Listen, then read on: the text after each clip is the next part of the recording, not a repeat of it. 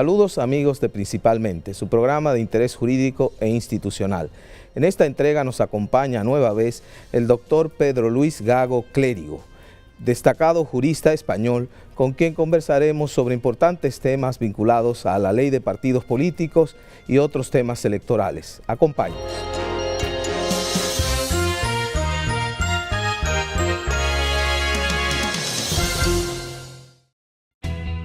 Desde el 1989, Seaboard se convierte en la primera generadora privada de energía de República Dominicana.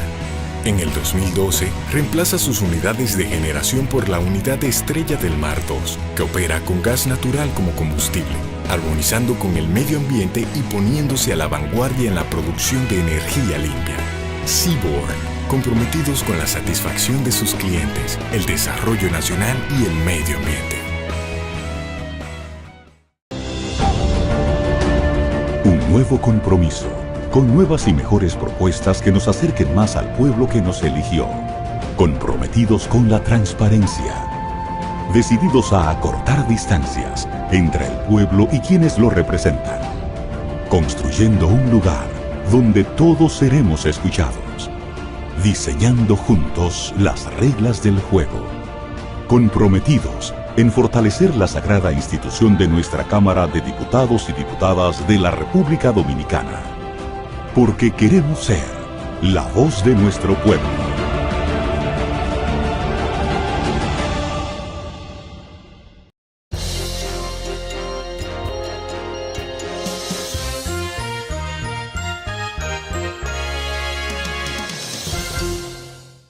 Saludos amigos de Principalmente. Hoy principalmente contamos con la presencia de un amigo internacional. Se trata del doctor Pedro Luis Gago Clérigo, un importante jurista español que ya prácticamente se ha nacionalizado dominicano, especialista en varias áreas del derecho. Es un especialista en el área municipal. Ya en una ocasión, harán aproximadamente unos 2 años, estuvimos aquí en Principalmente la presencia de Pedro, el profesor Pedro, y en esa oportunidad abordamos los temas de la municipalidad. En esta ocasión vamos a tratar una variedad de temas con Pedro, pero temas importantes y trascendentes, dada su visión, su experiencia, tanto como académico, como docente y como abogado con un amplio ejercicio profesional en diferentes áreas del derecho, tanto en España como aquí en República Dominicana en su labor de consultor. Pedro, un verdadero honor tenerte nuevamente aquí en Principalmente. En esta ocasión, Pedro, vamos a diversificar los temas y vamos a comenzar por un tema que se ha abordado con cierta beligerancia en los medios de comunicación, que tiene que ver, es relativo con el tema electoral dominicano y sobre todo con la facultad reglamentaria que tiene la Junta Central Electoral, facultad que le viene dada por la Constitución de la República del año 2010. Desde tu punto de vista, ¿cuáles son los alcances y las limitaciones que tiene la Junta Central Electoral en el aspecto reglamentario? Sí, el modelo que se adoptó en la Constitución ciertamente sorprende porque genera un organismo electoral, un organismo constitucional, con rango de ser incluido en el texto constitucional, hipertrofiado. En primer lugar, lo que llama la atención, por ejemplo, es que la Junta Electoral pues, gestione y administre el registro civil, actividad que normalmente suele caer dentro del Poder Judicial. Pero bueno, aquí también hay sus razones de fondo, sus razones históricas, y quizás todavía pues, en este tema el país no ha adoptado la madurez quizás para ir a un modelo más común en el derecho comparado. Y otra de las cuestiones es también la gran ascendencia que tiene en todo el tema electoral y, por qué no, también en el tema de funcionamiento y organización de los partidos políticos. Bien entendido que una parte de esas funciones también le fueron sustraídas en la última reforma con la creación del Tribunal Superior Electoral, que veo que a veces genera ciertas fricciones y que será un poco, pues bueno, con el rodaje. Llevamos solamente 7 años desde que se aprobó la reforma constitucional, pues irán, me imagino, que puliendo. Y dentro de este aspecto sí, en ocasiones la Junta Electoral pues se la observa con un ámbito, no me cabe duda, de buena voluntad de solucionar los problemas. Pero claro, para solucionar los problemas no hace falta solo buena voluntad cuando se trata de un órgano administrativo, de la administración, ¿no? O un órgano oficial, hace falta también un marco competencial. Y ahí, pues en estas semanas, bueno, algún mes ya pasado, un momento en que se generó una cierta tema como fue el papel de intervención que podía tener en el tema de reparto de los fondos públicos a los partidos políticos y en el tema también de cosas electorales, ¿no? Y eso, pues, en cierta manera me obligó a mí, por ese ánimo que tengo siempre de analizar, de determinar cuál es el rol del papel, la potestad reglamentaria que le corresponde a la Junta Electoral. Y está claro que, en primer lugar, la Junta Electoral, ante todo, es un órgano administrativo, no es un órgano judicial, ni es un órgano legislativo. Entonces, está sujeto en ese aspecto, como otro órgano administrativo, a lo que decida la ley y, bueno, en primer lugar, la Constitución. Y, por tanto, reglamentariamente solo puede, digamos, completar, no inventar. Cuando digo completar es desarrollar lo que dice la ley y no, pues eso, de resolver lo que la ley no dice, porque, vuelvo a insistir, en un Estado democrático, bajo el principio de legalidad, la Administración solo puede hacer aquello que le está permitido y autorizado expresamente por el legislador. Si el legislador no le otorga una función, bueno, pues lamentablemente no puede llegar ahí, aunque sea muy necesario, será conveniente hacer una reforma de la ley. Entonces, cuando uno analiza bien la Constitución e incluso la ley electoral vigente, pues te das cuenta que la Junta Electoral es un órgano administrativo, por supuesto, que dirige los procesos electorales, con competencias en materia, le digo, de organización y funcionamiento de los partidos políticos, que hay que andar muy delicado, porque también estamos tratando el derecho de asociación política, es un derecho fundamental, que recordemos que los derechos fundamentales, quien los protege y los ampara es el Poder Judicial. No son los órganos de la Administración, lo que tienen que hacer es garantizarlos y promoverlos y fomentarlos. Y en ese sentido, cuando se planteó esta cuestión, pues en aquel momento, a consultas que se me hizo, pues puse de reglamento que cuestiones del tema de los fondos y tal, tiene que ser necesariamente la ley electoral, el Congreso, el que tiene que fijar los términos claros. Bien entendido que en esa decisión lo que sí puede hacer es marcar unas bandas. Es decir, no hace falta que la legislación marque todo el calendario, pero sí que establezca aquellos plazos que se consideran básicos en salvaguarda, pues, de lo que se pretende, que es la igualdad entre partidos, la democracia y, en definitiva, esa equidad que se busca de cara a un proceso electoral donde no haya una opción política que se vea beneficiada por las circunstancias. Y en el tema de los fondos es lo mismo. Es decir, la ley electoral debe de marcar, bien vía porcentual, bien indicando cantidades, cuáles son los fondos que se reparte y los criterios y la forma con que se reparte. Y luego ya, en cómo se aplica en la práctica, la Junta Electoral lo que tiene que hacer es simplemente reglamentarlo. Pero reglamentarlo lo que previamente se le ha dicho que tiene que reglamentar, no al margen de que la ley diga otra cosa, pues ellos desarrollar y reglamentar. Ese es mi criterio. Vuelvo a decir, insisto, la Junta Electoral es un órgano administrativo, en este caso de administración electoral, que no es poco. No es nada más que eso también. Doctor Gago, según lo que usted nos ha indicado, obviamente que el principio de legalidad cumple un rol importante aquí en lo que es definir las potestades o las facultades de ese órgano tan importante que es la Junta Central Electoral. Pero usted decía, bueno, para definir ese ámbito hay que ver entonces, y usted hizo, por lo que ha señalado de algún modo el ejercicio, el análisis, ¿qué tanto espacio deja la ley para esa facultad reglamentaria? ¿Cuáles son esos espacios que no estarían regulados y que podría regularse?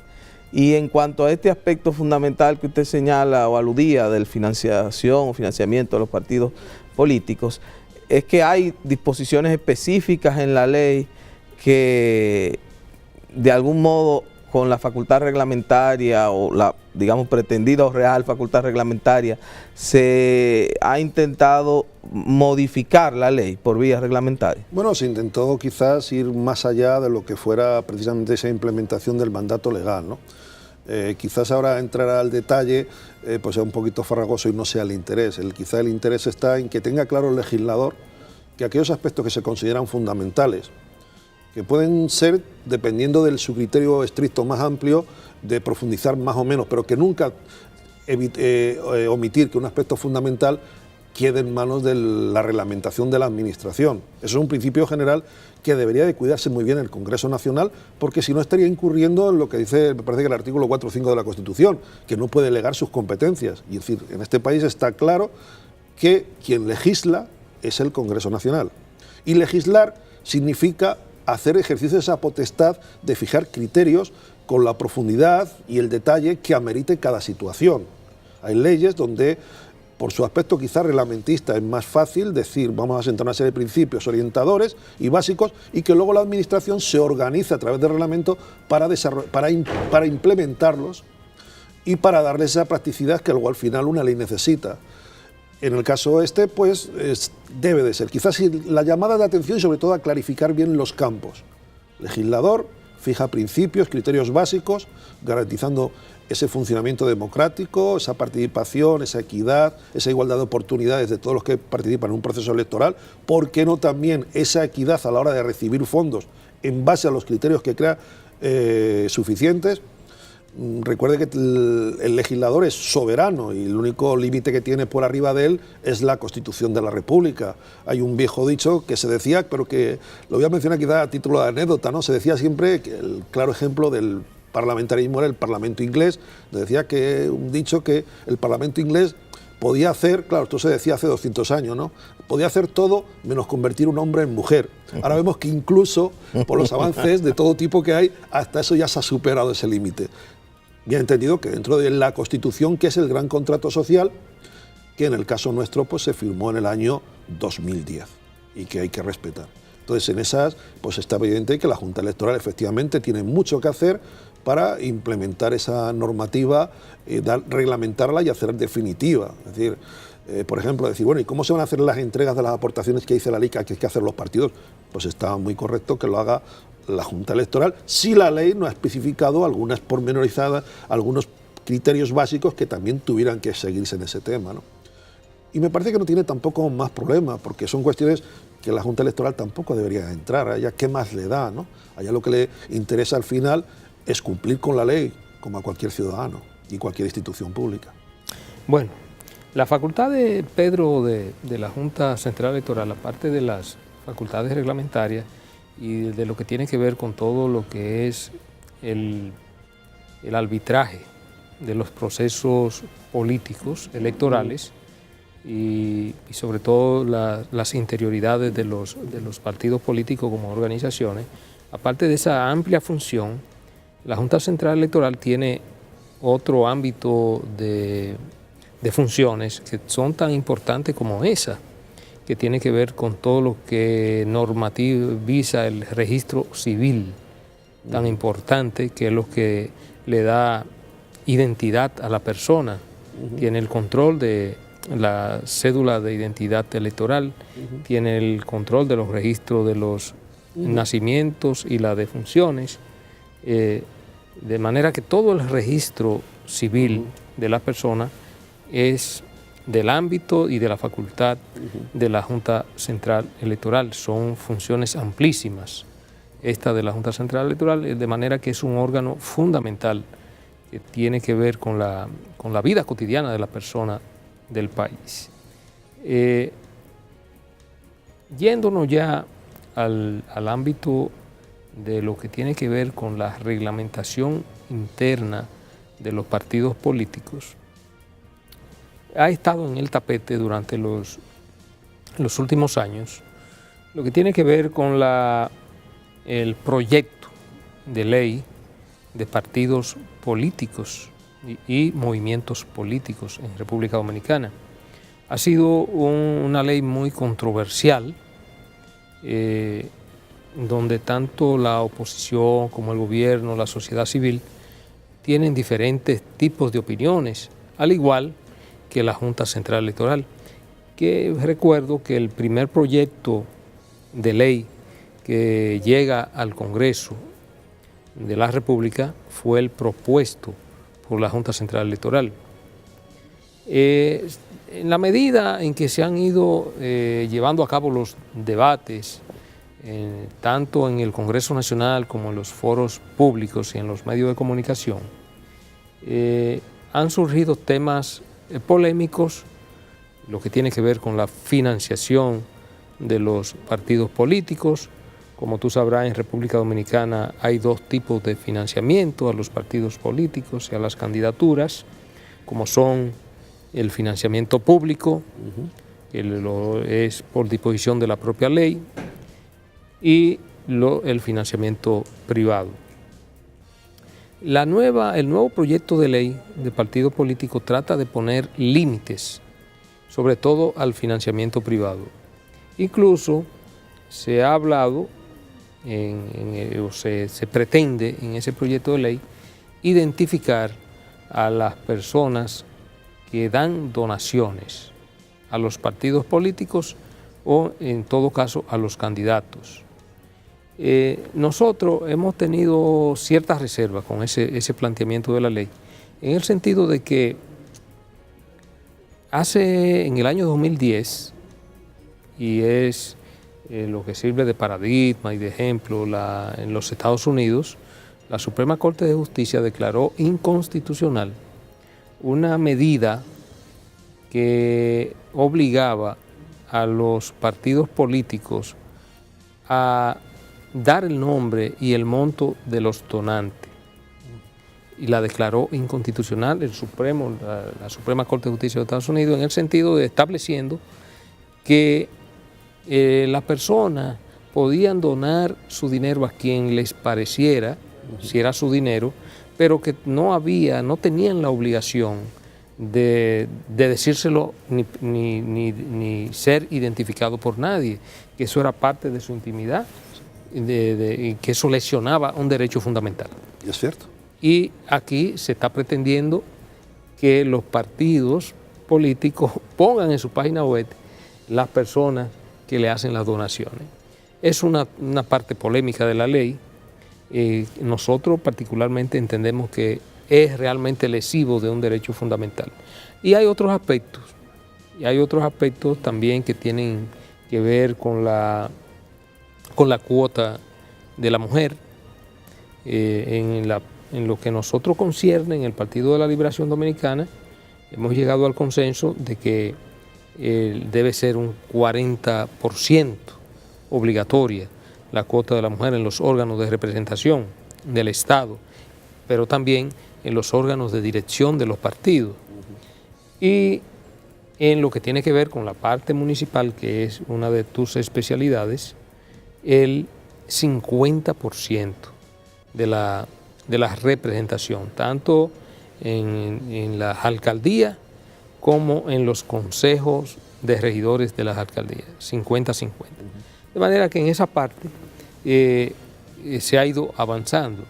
Sin embargo, hay una parte que es la que ha creado mayor polémica y en que se ha volcado prácticamente toda la opinión pública y la mayoría de los partidos en contra, en el tema específico que tiene que ver con que si se celebran, en lo que tiene que ver las primarias internas de los partidos, si celebran con padrón cerrado, es decir, con el padrón de los partidos, o con padrón abierto, es decir, el padrón universal de la Junta Central Electoral.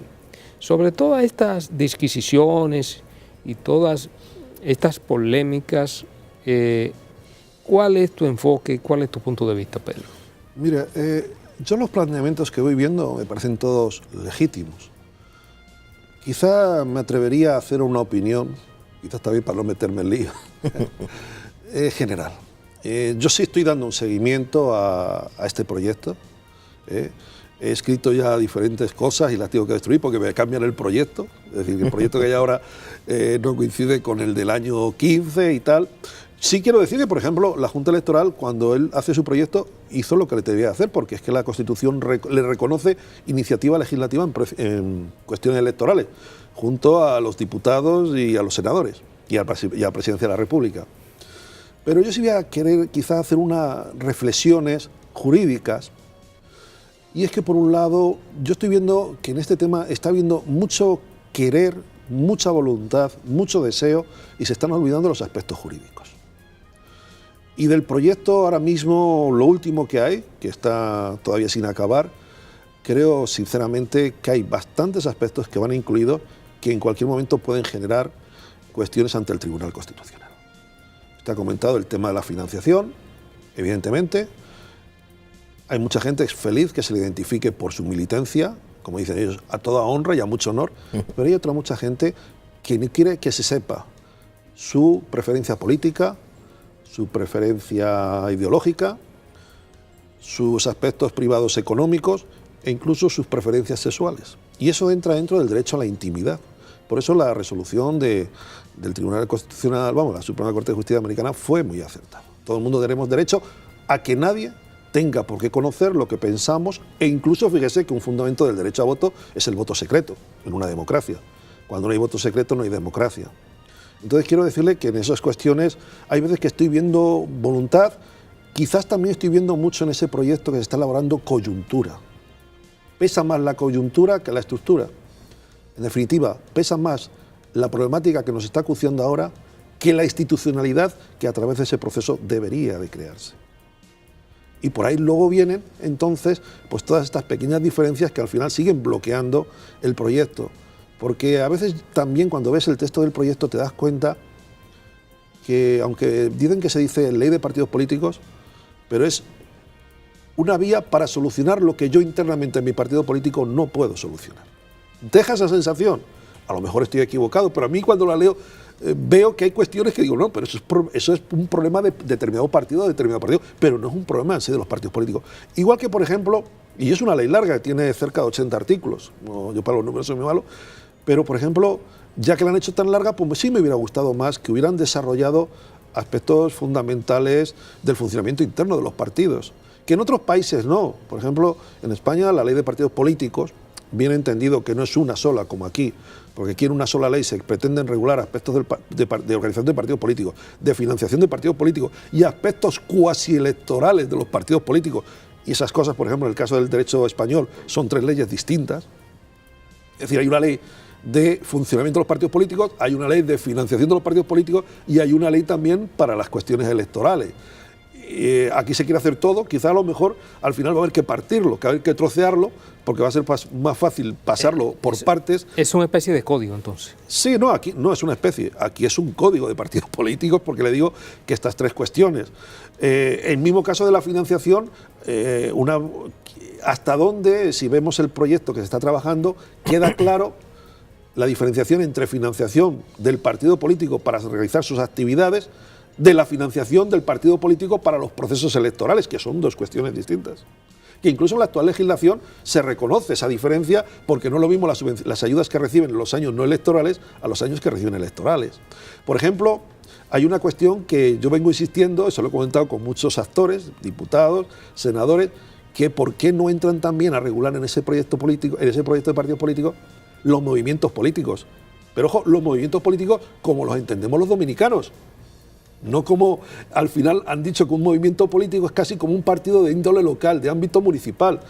Aquí por movimiento político entendemos esas organizaciones que se forman apoyando directamente a los candidatos, muy similares, quizás no conozco bien el ejemplo, por eso digo muy similares, a lo que son también los comités republicanos de apoyo, que creó, por cierto, un señor que ha sido asesor de Donald Trump, el famoso Roger Stone, que recomiendo, en YouTube se puede conseguir un vídeo muy bueno de Get Me Roger Stone, que es el representante genuino de lo que hoy está haciendo Donald Trump, fue también asesor, ¿no? Y que precisamente ante las limitaciones para financiar los partidos políticos, crearon unos comités paralelos a los partidos políticos que incluso no tenían ni relación directa con el candidato, pero sin embargo buscaban votos para el candidato.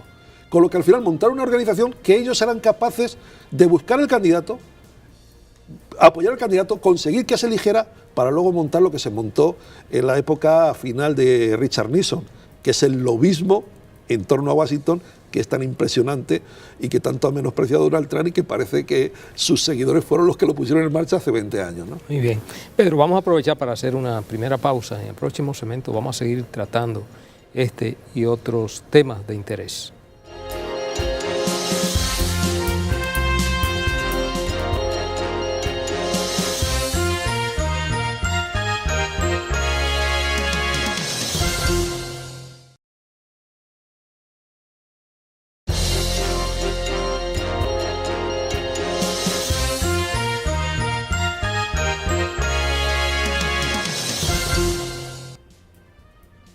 Seguimos, amigos, aquí en Principalmente hoy con la grata presencia del amigo, profesor español, Pedro Luis Gago Clérigo.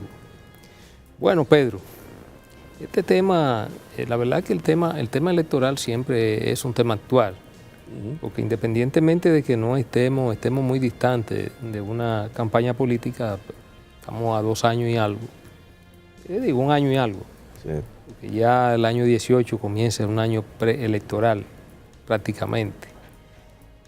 Siempre los temas electorales son temas de interés y temas de debate.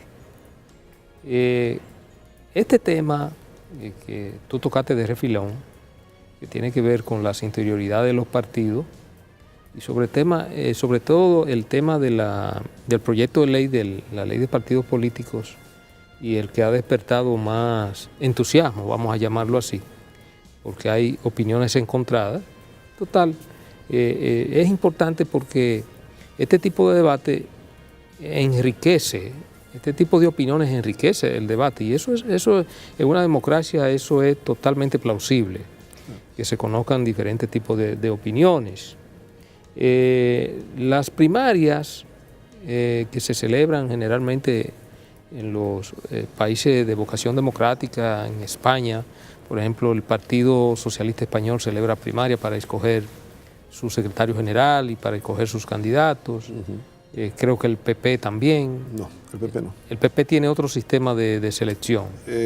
Sí, las primarias llega quizás también por problemas que se han generado en determinados partidos, y entonces se opta por esa línea. Quizá el primero fue el Partido Socialista, esto quiero recordar como hace 10 o 12 años, se preparan, son a lo interno de los propios partidos, no tiene repercusión, participan solo la militancia de esos partidos. El PP no, el PP sigue el modelo clásico de congresos, convenio. Y asambleas. Y asambleas, pero ojo, eso sí, apoyándose en un trabajo político de años. Es decir, es difícil ver a dirigentes de un partido que lleguen a puestos de representación pública que detrás de ellos no tengan un largo historial, en algunos casos iniciados en su participación en las juventudes del partido, ¿no? Juventudes del partido, que es otro tema, en este caso las sectoriales profesionales, tan típicas aquí, no las menciona el proyecto de ley de partidos políticos. Sí, no hace referencia a como mínimo, con la importancia que tiene el tema ese, incluso ahora también el tema mujer, en el PRM, destacar pues FEDOMUSDE, ¿no? Es una organización, entonces, que deberían de tener un tratamiento de la ley de partidos políticos. FEDOMUSDE es del PRD. O del PRD, bueno. Sí, disculpe, bueno, es lo mismo, PRD, PRM. Disculpe, pero vamos, lo que quiero decir que deberían de tener algún tratamiento y sin embargo no las tratan. Es decir, ni incluso decir, bueno, ¿cuál es la personalidad jurídica de las juventudes del Partido de la Liberación Dominicana o del PRM o del PRD? Si no las tratan, que es quizás singularizar esas restos sectoriales, los movimientos de aquí de profesionales, aquí que tienen tanta fuerza y que pues deberían, y quizás no, recordamos aquí a los legisladores que todavía están a punto de que los incluyan esas cuestiones. Los partidos están sectorizados en el aspecto profesional, están la Secretaría de Asuntos Profesionales, las Secretarías de Asuntos Gremiales. Claro, bueno, no digo todas las, pero puede ser que en el caso de juventud, mujer y mujer, por la tradición que tienen aquí en República Dominicana, deberían de tener alguna mención. Mayor visibilidad, quizás. Sí, y empezando por la propia ley de partidos políticos, no que sean unas cosas de facto, aunque aquí estamos acostumbrados a que muchas cosas sean de facto, luego legalmente no tienen, pero quizás por eso también los problemas, porque las cosas que no tienen institucionalidad no tienen sostenibilidad a futuro, ¿no? Pero otro de los aspectos, y decíamos, Pedro, de los que han generado mayor entusiasmo en el debate, es el que tiene que ver con el asunto de las primarias de los partidos. Y decíamos que los modelos que se discuten, por ejemplo, está el modelo de primaria de los Estados Unidos, que la celebra tanto el Partido Demócrata como el Partido Republicano, y en la mayoría de los países de América Latina que tienen sistema democrático, los partidos también celebran primarias internas. Hay un modelo que es el modelo argentino, creo que el modelo uruguayo y el chileno, creo particularmente en esos tres países, y creo que ahora finalmente Honduras se ha incorporado a la celebración de primarias abiertas, es decir, primarias que se celebran con el padrón universal, el padrón de las juntas centrales electorales de esos países. De manera que son muy poco contados los casos de países que tienen este tipo de reglamentación, este tipo de primarias. En el caso específico de República Dominicana, que se vienen celebrando primarias en los partidos políticos desde vamos a decir, de la desaparición de la tiranía de Trujillo, pero más ampliamente y con más asentamiento a partir de los años 70, quien primero comienza hay que reconocerlo, con el asunto de celebración de primarias, fue el Partido Revolucionario Dominicano. Es una forma de traslado de lo que serían las primarias que se celebraban en los Estados Unidos. Bueno, pero ya ha habido un acomodamiento al sistema de primaria a lo interno de los partidos políticos, vamos a hablar de casi 40 años en República Dominicana, que es lo que se ha venido haciendo. Ahora, la discusión que se da en la nueva ley, proyecto de ley de partidos políticos, tiene que ver, por una parte, se está planteando la celebración de primarias con padrón cerrado, es decir, con el padrón de la organización de los partidos políticos, y por otro lado hay un planteamiento de celebración de primarias abiertas con el padrón de la Junta Central Electoral. En lo que yo creo que sí prácticamente hay consenso en ese aspecto, eso es lo que tiene que ver con que el proceso de arbitraje de esas primarias, sean cerradas o abiertas. En ese proceso, el proceso de arbitraje debe ser regulado o arbitrado por la Junta Central Electoral, porque ya a lo interno de los partidos políticos no hay capacidad para el arbitraje. Eso es una realidad. Entonces, ¿cuáles son las ventajas y desventajas que puede dar para un partido celebrar su primaria con padrón abierto o su primaria con el padrón cerrado, es decir, con los militantes de esa organización? Desde tu punto de vista, Pedro. Mire, yo no quiero rehuir a su respuesta, aunque me convenga, ¿no?, personalmente, pero es que creo que hay una instancia anterior, que es que no estamos reflexionando bien sobre cuáles son los problemas que queremos solucionar. Yo creo que posiblemente toda la gente la que nos está viendo sabe que hay argumentos a favor y en contra. Estamos hablando, ambas medidas son democráticas, unas tienen unos matices, otras tienen otros. Pero yo quisiera saber quizás más claramente por qué vamos a seleccionar uno de los modelos. Y yo creo que ese debate no se ha aclarado. Si se está andando por las ramas sin entrar al fondo. Ha habido quien ha opinado, quizás con una, digamos, una manifestación a la mayor, de que los padrones de los partidos actuales no son fiables. Hay esas opiniones. Y que por tanto al no haber padrones fiables, hay que ir a unos padrones abiertos, y el único padrón que hay por ahí es el de la Junta Central Electoral. Bien. Pero claro, eso también te queda otra incógnita. ¿Cómo podemos hablar de partidos políticos si no siquiera tienen un padrón? Es decir, ¿cómo sé yo el tamaño, la dimensión, el liderazgo de cualquier miembro de un partido político si ni siquiera me puede confirmar, certificar que es militante de ese partido político?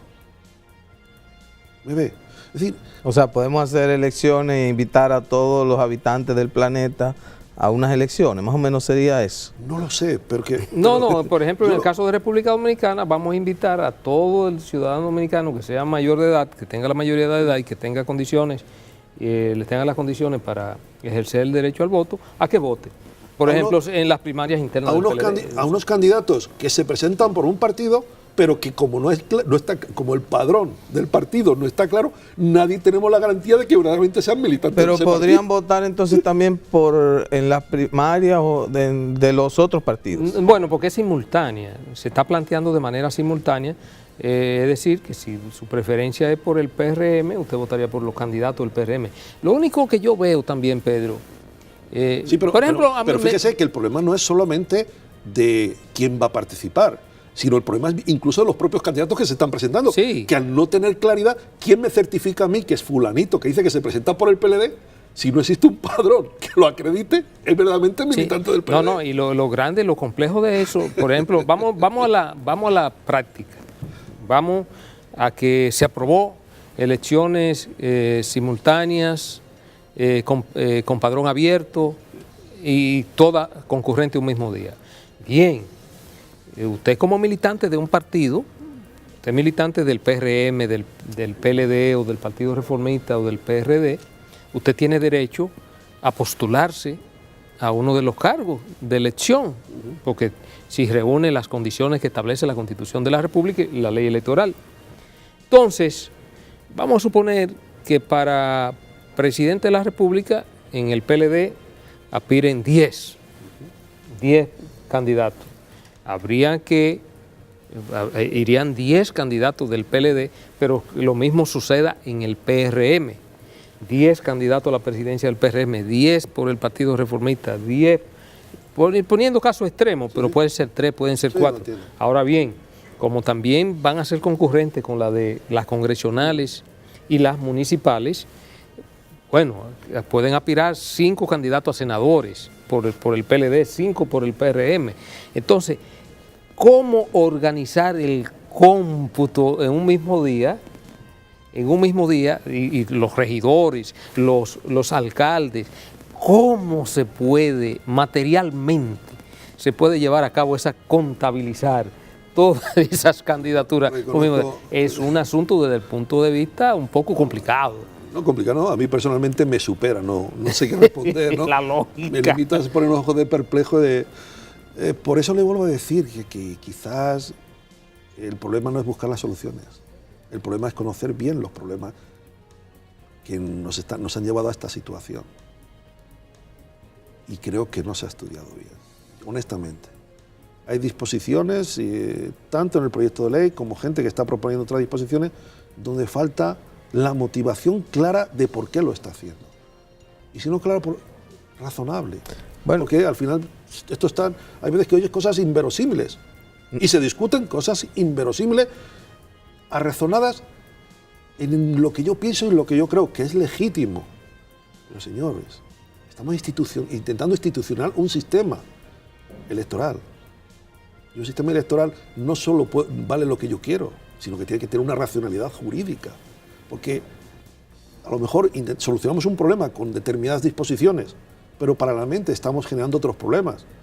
Usted ha contado el caso de cómo mantener el secreto de la intimidad de cada uno en su opinión política y al mismo tiempo, pues, es decir, yo hay veces que veo que se hacen propuestas que es como cuando la cama es más grande y la sábana más pequeña, que te tapan los pies, pero te quedas al descubierto la cabeza, y cuando te va a tapar la cabeza, esa es la sensación que me está dando en lo que se está haciendo. Y lo respeto, y bueno, y al final habrá que hacer alguna solución, porque peor se está asignada, ¿no? Pero será una solución momentánea. A lo mejor hay que pensar en hacer una ley para resolver el problema del 2020. Y el 2020 más 16 de agosto, no, el tercer domingo de marzo más un día, empezar a pensar en una ley para resolver el problema del 2024. Bueno, pues si no somos capaces de institucionalizar algo que valga de aquí a 30 años, pues a lo mejor habrá que hacerlo así, de paso a paso, ¿no? Algunos temas que en esta conversación han surgido, como por ejemplo que los propios partidos no pueden arbitrar sus procesos, que se haría simultáneamente el proceso de selección de todos los partidos. en el derecho comparado es similar, o sea, el hecho, porque a mí se me antoja un poco el tema también de que una organización política tiene también la posibilidad o debería tener de manejar sus tiempos. Me refiero a que, bueno, tú eliges un día, decides cuál es tu candidato y después otro decide, pero ese aspecto, independientemente de lo que pueda ser lo que usted llama la solución del 20, en el derecho comparado es normal que sea el órgano que arbitra las elecciones generales y municipales o lo hacen los propios partidos. No, la realidad está ahí. Quizás tengamos que diferenciar entre países democráticos 1A y países democráticos. Los países democráticos 1A, los partidos se autoadministran y se autoorganizan. No digo que no tengan problemas, incluso cuestiones de las que suceden aquí también, ¿no? Pero es muy difícil que de fuera les vengan a poner la solución, porque eso ya de por sí evidencia una crisis del propio partido y casi una falta de credibilidad del elector en alguien que se ofrece para resolver los problemas del país, pero que no sabe resolver los problemas del mismo, ¿me entiendes?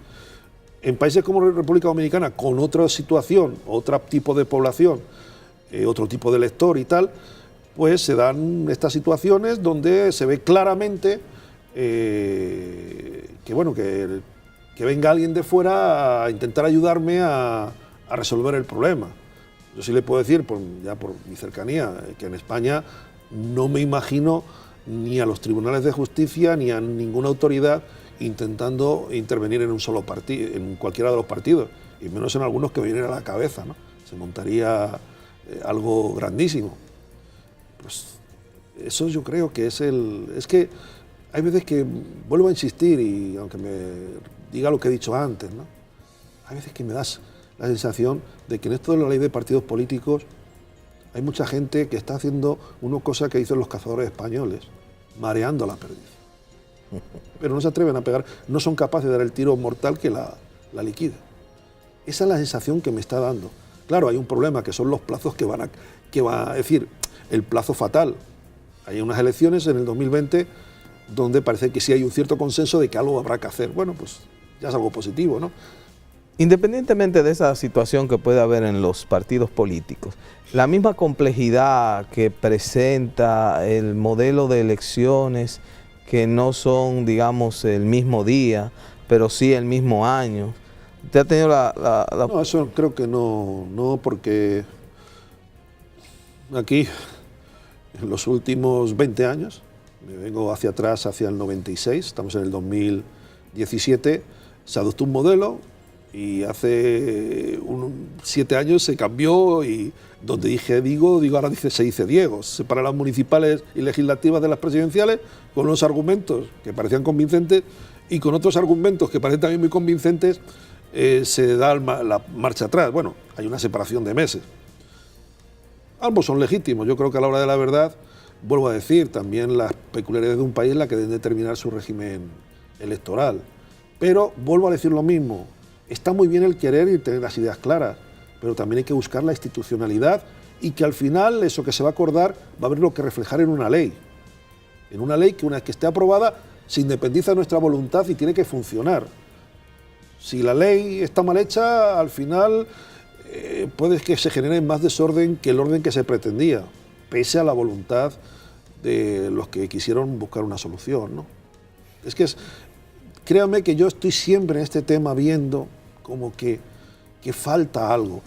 Y creo honestamente, y esto lo digo como una opinión, pero para ayudar, no para destruir, que la situación está dañando gravemente a los partidos políticos dominicanos, este impasse frente a la opinión pública. Esa es mi opinión. O por lo menos frente a la opinión pública que entiende un poco de qué va todo esto. Evidentemente, esa persona que vive una situación de pobreza en un barrio y tal, pues quizás considere que eso le queda muy lejano y que no le afecta. Grave equivocación, porque le afecta también a él y muchísimo, ¿no? Pero los que estamos un poquito que conocemos las cosas y que quizás tenemos experiencia de otros países, pues francamente te deja una impresión de incredulidad sobre si la dirigencia política de este país, los partidos políticos constituidos y tal, verdaderamente están al nivel que las circunstancias históricas y las necesidades del país tienen. Créanme, Pero en fin, es así que es una opinión personal, no de jurista, sino ya de simple ciudadano, que el 2020 quiere votar y le gustaría votar por alguien que ofrezca un programa electoral que de verdad, y unas propuestas que de verdad solucionen los problemas del país. Bien, Pedro, vamos a pasar, antes de que se nos vaya el tiempo, un tema muy importante y que tú manejas, y ya saliendo del ámbito local y yéndonos al ámbito internacional y sobre todo al ámbito español. Se está dando un debate muy acalorado en toda España, que tiene que ver con la propuesta de un referéndum que las autoridades de Cataluña están proponiendo, la Generalitat, ¿no? Sí, efectivamente. Para separar a Cataluña de España, y obviamente declarándola como un Estado independiente. Hay diversas opiniones, sobre todo las autoridades españolas, los principales partidos políticos, el Partido Socialista y el Partido Popular, que está en el poder, son radicalmente opuestos a esta extinción del Estado español, y creo que la gran mayoría de España, a excepción de esa parte de Cataluña, que insiste en la posibilidad de declarar mediante un referendo la independencia. ¿Cuáles son las posibilidades de que esto se llegue a materializar y finalmente se produzca la extinción de España? Mire, doctor, yo creo que estamos... Pedro, vamos a aprovechar ya para hacer una última pausa, y en el próximo segmento, que nos quedan 10 minutos, tú nos responderás esa inquietud.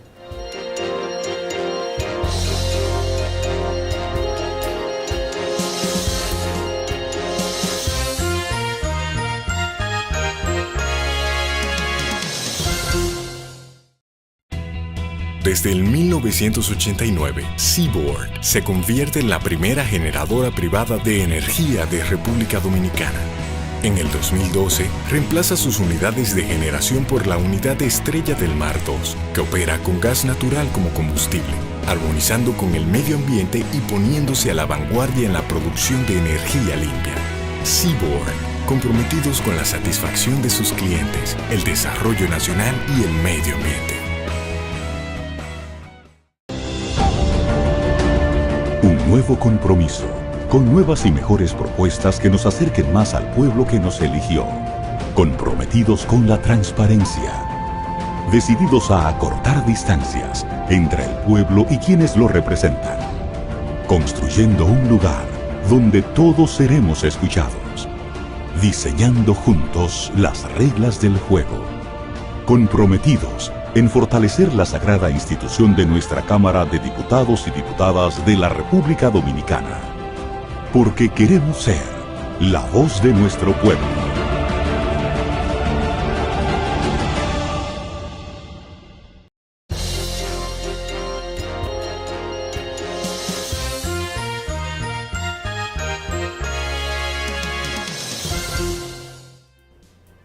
Seguimos, amigos, en Principalmente. Hoy con la gratísima presencia del jurisconsulto español, Pedro Luis Gago Clérigo. Pedro, quedábamos en el asunto catalán. Bien. Y la gran polémica nacional e internacional que se está desatando ahora mismo en España. Los que nos están viendo y que han conocido, yo creo que llevan ya meses oyendo opiniones políticas. Yo le planteo enfocar el tema desde un punto de vista jurídico, que en realidad es el fondo del problema. Porque en una democracia, incluso en España, en el país afectado, es tan legítimo pensar que España es una como aquellos que piensan que hay partes de España que tienen derecho a separarse y formar un Estado aparte. Estamos en democracia y eso se demuestra así, para que dialoguen y tal, y se discuta políticamente. Ahora vamos a ver cuál es la cuestión del problema ahora mismo, que creo que es por donde además se está intentando solucionar. En Cataluña se ha planteado un dilema. ¿Qué está por encima? ¿El principio de legalidad o el derecho a decidir? ¿Qué está por encima? la voluntad de una parte de la población que quiere independizarse o la Constitución española que firmaron hace 20 años, ¿no? En el 78, me parece que son algunos más, Sí. ellos y el resto de los españoles. ¿Es posible que una población que está asentada en cualquier estado, en este caso en Cataluña, pueda decidir libremente separarse sin que se oiga al resto de la población?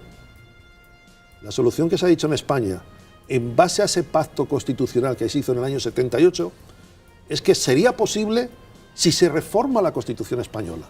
Pero con la actual Constitución española no se reconoce la posibilidad de que una población que forma parte del territorio de España acuerde unilateralmente separarse. Eso ha obligado a las personas que están, a los separatistas, a las personas que están en favor de la separación, a empezar a actuar al margen de la Constitución española y de la ley. La respuesta por parte, en este caso del gobierno español, señores jueces, juzguen ustedes. Y el lunes lo que pretende celebrarse en Cataluña, y esto lo tenga todo el mundo claro, es un referéndum que ha sido declarado ilegal por el Tribunal Constitucional Español y ha empezado y ha asumido el velar y el perseguir a quien incumpla ese mandato del Tribunal Constitucional Español, la Suprema Corte de Cataluña, que se llama Tribunal Superior de Cataluña. Ahora mismo, en España, el aparato que está intentando que esa actividad ilegal no se lleve a cabo son los jueces y los fiscales. No es como algunos tienen la impresión, los nacionalistas españoles, Mariano Rajoy, o el Ejército Español o la Policía Nacional. Porque vuelvo a decir lo mismo. En una sociedad democrática ciertamente estabilizada, como es el caso de la española, no cabe el radicalismo. Evidentemente las leyes, entre otras cosas, tienen que contemplar su modificación, pero no su modificación al margen de lo que las propias leyes dicen, en este caso la Constitución, sino dentro de los mecanismos que prevén. Y esto lo dijo Rousseau hace 300 años. Es imposible pensar una Constitución que no se pueda modificar, pero ojo, modificar como la misma Constitución ha dispuesto. En el caso de Cataluña, los independentistas, arrogándose una representación que no tienen, porque luego ahí están las encuestas, no lo dice Pedro Gago. Ahora mismo oscila entre un 60% en contra de la independencia y un 40% a favor de la independencia. Cuando hubo las últimas elecciones para elegir al gobierno regional catalán, la diferencia me parece que fue un 49% que votaron a partidos que no están por la independencia y un 48,2% que votaron a partidos que están por la independencia. ¿Me entiendes? Es decir, que tampoco la tienen. Entonces ahora vuelvo a decir, y esto sí puede valer incluso para nosotros en República Dominicana, de que eso que llamamos democracia, eso que llamamos populismo, eso de los referéndums, no son la panacea de la democracia. Y además todos ya nosotros somos mayores, somos testigos en nuestra vida, que hemos visto que los referéndums y los plebiscitos son las armas que utilizan por excelencia los países, los regímenes totalitarios y autoritarios. Porque una democracia no necesita hacer referéndum más que en contadas ocasiones, entre otras cosas cuando recibe, como es el caso de la Dominicana, cuando deciden que hay que reformar la Constitución en aspectos fundamentales, pero no en otros casos, porque todos sabemos, el que es verdaderamente democrático, y más hoy en día cómo se funciona, porque otra cosa, en los últimos días ha aparecido Putin y sus medios rusos, interfiriendo en el proceso, pero no porque a ellos les importe la independencia de Cataluña, sino porque están ahora mismo empeñados en una acción político-estratégica en Europa de perjudicar cualquier aspecto europeo en búsqueda de una debilitación de lo que es la Unión Europea. Por eso los mejores defensores del Brexit han sido los rusos y su famosa televisión Russia Today. Una televisión que se caracteriza por decir muchas mentiras, a pesar que lo dicen muy suavemente, y muchas medias verdades, que son todavía peores. Pero fíjese, vuelvo otra vez al tema jurídico que se está planteando. ¿Cómo en una democracia, por encima de todo, de lo que cree la gente que dice y de lo que pregona, por mucho que respaldo que tenga, al final las cosas hay que hacerlas dentro del marco de la ley, dentro de la institucionalidad. Porque una autoridad que se mueva al margen de la institucionalidad pierde la legitimidad para ser autoridad. Por eso dicen, bueno, pero el otro día detuvieron a 8 personas, pero no las detuvieron por separatistas.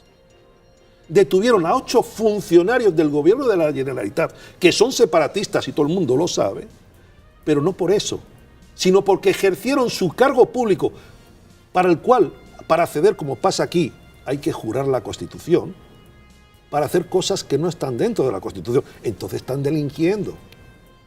Vuelvo a lo mismo, no es una persecución política, es que un delincuente, alguien que incumple la legislación, lo mínimo, y usted ha sido procurador, que se amerita es que se le persiga por el Ministerio Público y se le lleva ante un juez. Y eso es lo que está haciendo ahora mismo, digamos, el Estado español frente a estos separatistas. De modo que es un tema ese enfoque que usted da de, bueno, ¿quién decide también?